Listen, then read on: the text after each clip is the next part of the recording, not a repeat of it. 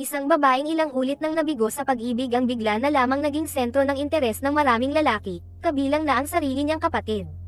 Sa biyahe nila papuntang paaralan, lumapit si Suzuki kay Sekoka upang ayain siyang lumabas. Ngunit bago pa siya makasagot, biglang umuga ang bus nang may isang nagbibisikletang lalaki ang sinadyang sipasipin ito mula sa labas. Laking gulat ni Sekoka nang makita na ang lalaki ay ang sarili niyang kapatid na si Haruka. Pagdating nila sa isang kanto, napansin ni Haruka ang bakal na tabla sa kalsada, kaya't pinaharurot niya ang bisikleta at ginamit ito upang lumipad sa ere. Namangha ang mga estudyante, pero nadismaya si Sekoka sa kapilyuhan at kapusukan ng kanyang kapatid. Sa paaralan, pinagalitan niya ito, ngunit agad na iniwas ni Haruka ang usapan nang makita si Suzuki na nakatingin sa kanila. Agad niya itong sinabihan na layuan ang kanyang kapatid, dahil alam niyang nililigawan din ito ang ibang babae. Dahil sa takot, agad tumakbo palayo si Suzuki. Habang pinapanood niya kung paanong tinatakot ni Haruka ang mga nanliligaw sa kanya, nag-aalala si Sekoka kung gaano nga ba siya kamahal ng kanyang kapatid. Matagal nang romantiko si Sekoka at sabik siyang magsimula sa kanyang buhay pag-ibig. Ngunit hanggang ngayon, wala pa siyang nagiging nobyo. 12 beses na siyang umamin ng damdamin, at 12 beses din siyang tinanggihan. Kamakailan lang, nakilala niya si Chiaki, isang lalaking kasing romantiko niya at may pagpapakita ng interes sa kanya. Nagbalik din ang kanyang first love na si Tekane, na ngayon sinusuyo siya muli.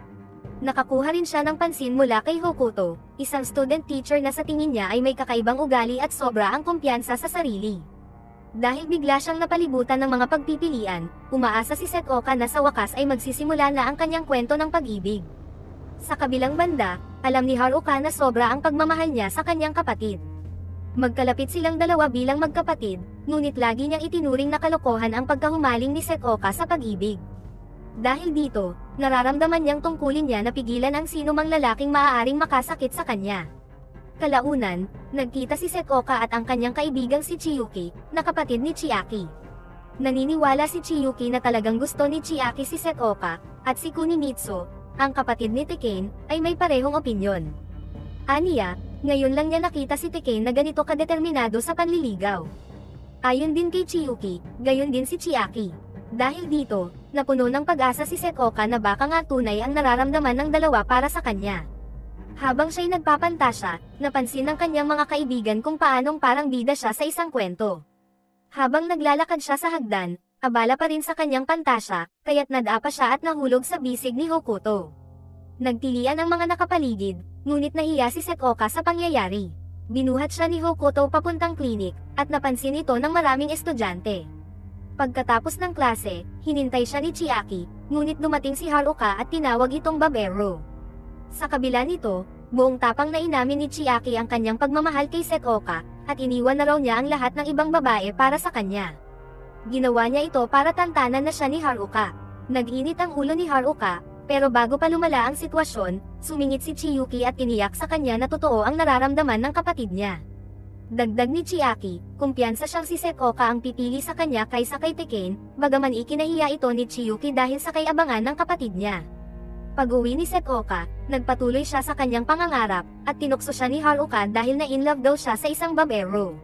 Nagtanong din si Haruka tungkol kay Hokuto, ngunit agad sinabi ni Sekoka na wala siyang interes sa lalaking iyon.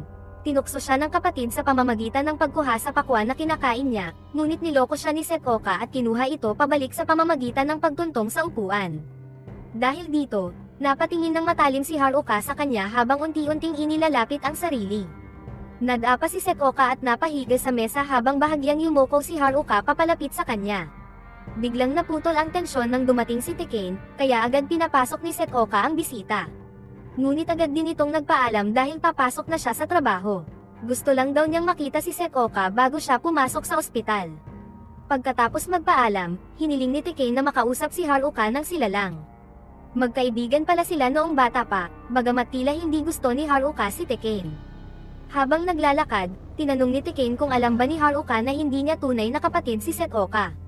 Napag-alaman ni Haruka kamakailan lang mula sa kanyang ama na ampon pala si Sekoka mula pagkabata. Mas matanda si Tekane sa kanilang dalawa kaya't natatandaan niya noong dinala pa si Sekoka sa kanilang tahanan. Alam niyang simula pa noon ay labis ng protektado ni Haruka si Sekoka, kaya't nabatid niyang may pag-ibig itong nadarama para sa babae. Inamin nga ito ni Haruka, at dahil hindi naman tunay na magkapatid, hindi niya kayang ipamigay si Sekoka sa iba. Ikinalugod ito ni Tekane na sa wakas ay narinig niya ang totoo, ngunit nagtataka siya kung bakit hindi pa ito sinasabi ni Haruka kay Sekoka para mabigyan naman siya ng pagkakataon. Ang totoo, napagkasundoan ng mga magulang ni Haruka na sasabihin nila ang tungkol sa pag-aampon ni Sekoka pagkatapos nitong graduate, at nirerespeto lamang ni Haruka ang desisyong iyon. Dahil hindi pa siya maaaring gumawa ng hakbang, tinatanggap ni Tekane ang hamon, mapapaibig niya si Sekoka bago pa makumpisal ni Haruka ang nararamdaman niya. Kinagabihan, tinawag ni Haruka ang kapatid para maghapunan ngunit nadatnan niya itong nakatulog. Tinakpan niya si Sekoka ng kumot, subalit nakaramdam siya ng selos nang marinig niyang binabanggit nito sa panaginip ang mga pangalan ng mga manliligaw niya. Tahimik siyang nagdasal na sana ay siya na lang ang ibigin ng kapatid, at dahan-daang lumapit upang halikan ito, ngunit hindi niya magawa nang hindi ito alam ni Sekoka. Kinabukasan, nahuli ni Hokoto si Sekoka na tila wala sa sarili habang nasa klase, kaya tinawag niya ito para subukan sa Ingles. Ngunit sinamantala niya ang pagkakataon para lituhin si Sekoka at mapasabi ito ng damdamin para sa kanya, at dahil mahina si Sekoka sa Ingles, naloko siya nito. Habang nagluluto sila ng hapunan ni Haruka, nagreklamo si Sekoka sa sarili dahil sa kahinaan niya sa Ingles. Natanong niya kung bakit tila mas matalino si Haruka samantalang magkapatid naman sila, isang pagkakataong pwedeng sabihin ni Haruka ang totoo. Ngunit iniba na lang niya ang usapan papunta sa nalalapit na summer festival. Pagkatapos nito, natanggap ni Sekoka ang mga mensahe ni Chiaki at Tekane, kapwa nagyayaya sa kanya na maging kadate sa festival. Dumating ang araw ng piyesta, at sabay na naghihintay si Chiaki at Tekane sa dambana kasama si Haruka. Sumama rin si Kunimitsu, kaya't pumasok si Sekoka sa pista na may 4 na lalaking kasama. Nagreklamo ang mga manliligaw dahil tila masyadong matao para sa isang date. Iginiit ni Haruka na ang pista ay para sa pamilya kaya hindi niya iiwan ang kapatid. Bilang kompromiso, napagkasundoan nilang magpalitan ng oras para makasama si Sekoka, at naglaro sila ng bato-bato pick upang magpasya kung sino ang mauuna. Nakuha ni Chiaki ang unang pagkakataon, si Haruka ang sumunod, at si Tekane ang huli. Sa oras nila ni Chiaki, naglaro sila ng scoop on goldfish, at natuwa si Sekoka habang pinapanood itong nagsasalita sa sarili habang nahihirapan. Na-realize ni Chiaki na nahuhumaling siya kay Sekoka dahil palagi siyang tinitingnan nito sa parehong paraan, anuman ang ipakita niyang ugali. Aniya, kung ibang babae ang nakadiscover na isa siyang babero, tiyak na iniwan na siya. Ngunit kay Sekoka, pakiramdam niya ay maaari siyang maging totoo sa sarili. Pagkatapos nito, si Haruka naman ang sumama kay Sekoka. Naaalala nila ang panahong nawala si Sekoka sa parehong piyesta noong bata pa siya, ngunit agad naman siyang natagpuan ni Haruka. Dahil palagi siyang inililigtas at inaalagaan ng kapatid, sinabi ni Sekoka na si Haruka ang number 1 man sa buhay niya. Hinarap ito ni Haruka, lalo na't pinapatulan naman ni Sekoka ang kanyang mga manliligaw. Nagbiruan sila hanggang sa matapos ang kanilang oras. Nagpasalamat si Sekoka sa kapatid at tumuloy na upang salubungin si Tekane. Habang papalayo si Sekoka, naramdaman ni Haruka na unti-unti siyang nawawalan ng pagkakataon, kaya't bigla niyang nasambit na tumakas na lang sila ni Sekoka.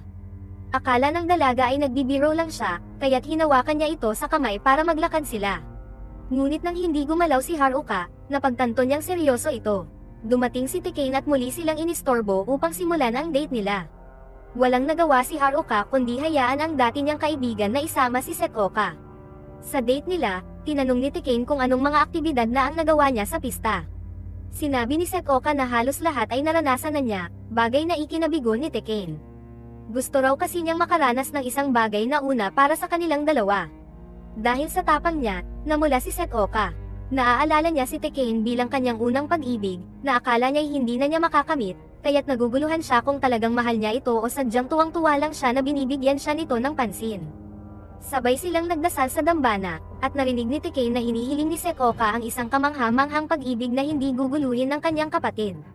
Dahil sa taos-pusong hiling ni Sekoka, sinamantala ni Tekane ang sandali upang halikan siya, na ikinagulat ng dalaga. Sa di kalayuan, nakita ni Haruka ang dalawa habang palabas ng dambana, magkahawak kamay, at napuno siya ng selos. Nang lumapit si Sekoka kay Haruka, nadulas siya sa hagdanan, kaya't mabilis siyang sinalo ng kapatid, ngunit nasugatan ito sa proseso. Dinala siya agad sa ospital at pinalad namang agad na discharge. Nakonsensya si Sekoka at humingi ng tawad, ngunit pinawi ni Haruka ang pag-aalala, sinabing hindi niya kayang hayaan na masaktan ito. Dumating si Chiaki upang kamustahin si Haruka, at natuwa itong hindi malala ang nangyari. Dahil sa mga nangyari, inimbitahan ni Setoka si Chiaki upang mag-usap ng masinsinan. May kaba sa puso, inamin niyang nakakakilig ang bigyang pansin ng isang katulad niya. Ngunit bago pa niya maituloy, nahulaan ni Chiaki na hindi siya ang pinili ni Setoka.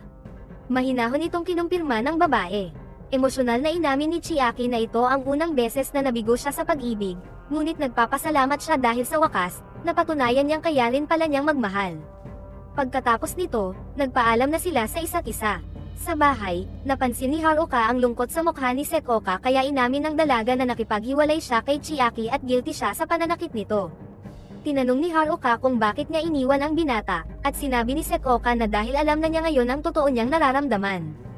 Nabahala si Haruka, iniisip kung si Tekane ba ang pinili ng kapatid. Nang hindi siya sinagot, tinangkang umamin si Haruka pero hindi niya magawa. Sa halip, nagdahilan siya na maliligo muna. Hinabol siya ni Setoka, nagpapaalala na sinabi ng doktor na huwag basain ang sugatang braso niya. Dahil dito, nag-alok siyang tumulong, na ikinainis ni Haruka, ngunit nadulas si Setoka sa sabon at nahulog sa batya kasama si Haruka. Dahil sa lapit nila, muling nadama ni Haruka ang tunay niyang damdamin. Habang pinupunasan ang sarili ng tuwalya si Setoka, niyakap siya ni Haruka at nagmakaawang huwag siyang iwan para kay Tekane. Naputol ang sandali nang dumating ang kanilang ama, kaya tumakbo si Setoka pabalik sa kanyang kwarto. Habang naghahanda siya para matulog, pinilit niyang kumbansihin ang sarili na si Tekane ang pipiliin niya, pero nalilito siya dahil sa nangyari kay Haruka. Tinanong niya ang sarili kung bakit ganoon ang sinabi ng kapatid, at inisip na kung hindi lang sila magkadugo, baka kinonsidera niya ito. Makalipas ang ilang araw, habang naglalakad si Kunimitsu kasama si Setoka sa school, biglang dumating si Tekane gamit ang sports car para sunduin siya kahit may klase pa. Inamin ni Tekane na noong bata pa sila, niloko niya si Setoka dahil cute ito kapag umiiyak. Siya raw ang unang pag-ibig ni Tekane, at kahit ilang ulit nang nasaktan ang dalaga, nakikita pa rin niyang pareho pa rin ito sa minahal niya noon.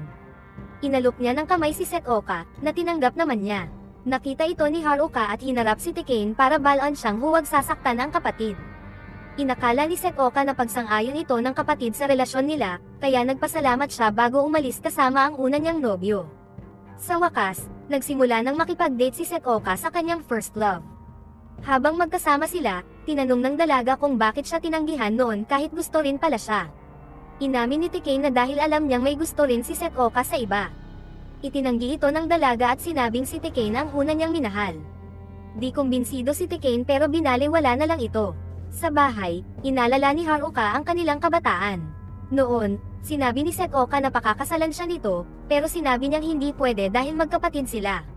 Nalungkot ang dalaga dahil si Haruka lang daw ang nagpaparamdam sa kanya ng ligtas. Para mapawi ang lungkot, nangakong lagi siyang paprotektahan ni Haruka. Pag-uwi ni Setoka, tinangka niyang kausapin si Haruka pero iniiwasan siya nito. Kinaumagahan, umalis din agad si Haruka kaya nag-aalala si Setoka. Sa school, nagselos siya nang makita si Haruka na kausap si Chiyuki.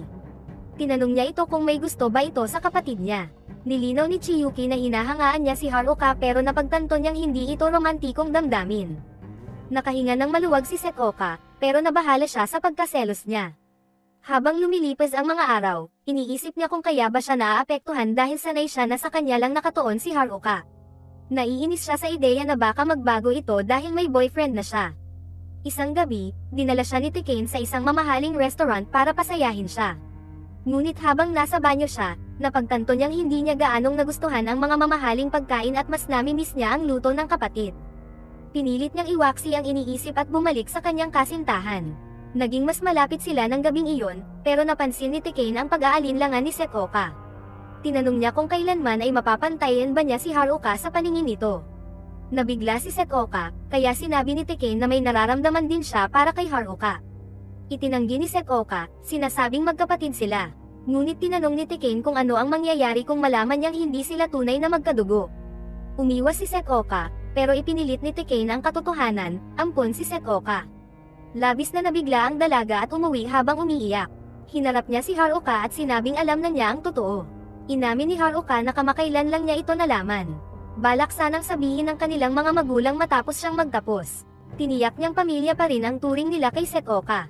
Sa tabi ng bonfire, unti-unting kumalma ang dalaga. Inamin niyang natutuwa siyang tinanggap pa rin siya ni Haruka kahit hindi sila tunay na magkadugo, pero napagtanto rin niyang ayaw na niyang manatili ang lahat sa dati. Makalipas ang ilang araw, natapos na ang training ni Hokoto bilang guro.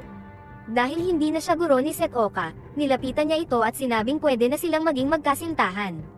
Ngunit inamin ni Setoka na hindi niya siya naiintindihan dahil palaging sa Ingles nagpapahayag ng damdamin si Hokoto. Binigyang diin ni Hokoto na wala ng hadlang sa pagitan nila, kaya napagtanto ni Setoka na ganoon na rin pala ang sitwasyon nila ni Haruka. Dahil dito, tumakbo siya at nanghiram ng bisikleta kay Kunimitsu. Nakita ni Kunimitsu ang determinasyon ni Setoka kaya naglakas loob siyang aminin ang damdamin niya kay Chiyuki, na tinanggap naman ito. Dumating si Setoka sa simbahan para makipagkita kay Teken, pero laking gulat niya nang makita si Haruka na kinakaharap si Teken. Tinanong ni Haruka kung bakit niya sinabi ang totoo, gayong handa na siyang umiwas para lang mapasaya si Setoka. Ngunit inamin din niya na tunay ang pagmamahal niya rito. Tinawag ni Teken si Setoka, na palihim na nakikinig. Ibinunyag niyang parehong nakipagkita sa kanya ang dalawa, kaya sinadya niyang pagtagpuin sila sa simbahan. Alam na niyang iiwan siya ni Setoka kaya nauna na siyang makipaghiwalay. Bago umalis, tinagubilinan niya si Haruka na huwag sasaktan si Setoka, parang sinadya niya ang lahat para magkatapat ang dalawa. Nang silang dalawa na lang, lumapit si Haruka at sinabing handa siyang maghintay hanggang magustuhan siya ni Setoka. Laking gulat niya nang sabihing gusto na siya ng dalaga. Inakala niyang paghanga lang iyon bilang kapatid. Ngunit iginiit ni Setoka na romantiko ang nararamdaman niya para kay Haruka. Hindi ito agad makapaniwala si Haruka, iniisip na sana sinabi na niya noon pa ang totoo. Inamin ni Setoka na nalito siya noon, pero ngayon ay alam na niyang si Haruka ang tunay niyang mahal, hindi bilang kapatid. Nang lantaran na ang kanilang damdamin, niyakap ni Haruka si Setoka at masayang naghalikan sa unang pagkakataon. Makalipas ang ilang araw, dumating na ang kanilang ina mula sa biyahe. Sinamantala nila ang pagkakataon para aminin sa mga magulang ang relasyon nila. Tinanggap ito ng kanilang ina, habang walang tutol ang kanilang ama. Sa wakas, naging opisyal na magkasintahan sina Setoka at Haruka at malaya na nilang naipapakita ang kanilang pagmamahalan.